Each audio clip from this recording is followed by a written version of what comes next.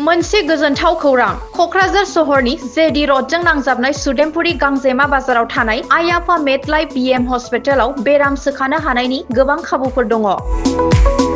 आइ आफा Medlife BM हस्पिटालनि फेसिलिटिफोरानो जाबाय गासै समावनो इमारजेन्सि डक्टर्सफोरखौ एभेलेबल मोननो हागोन।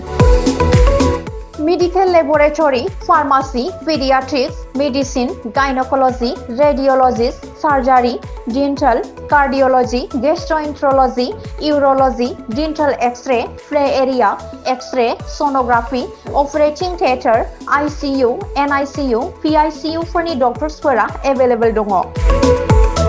आइ आफा मेडलाइफ बिएम हस्पिटालाव 24/7 फार्मासी प्लास लेबोरेटरी आरो 24/7 इमारजेन्सि सार्भिसजों लोगोसे 24 घन्टा जेब्लाबो खुलायै थागोन। लांलाय लाबोलायनि एम्बुलेन्सआबो मोजाङै सार्भिस थागोन। आइ आफा मेडलाइफ बिएम हस्पिटालाव normal delivery, C sections, gall bladder stone, kidney stone, appendix, हार्नियाफोर बेमार जानायफोरखौ अपारेशन खालामनायनि एभेलेबल सुबिदा दं।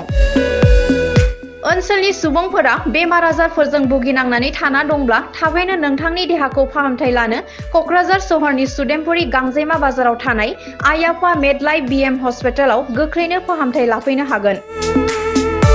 आबुङै खौरां लाहरनो थाखाय 9101655430 आरो 8822688026 जानबुं नाम्बाराव खौरां लाहरनो हागोन।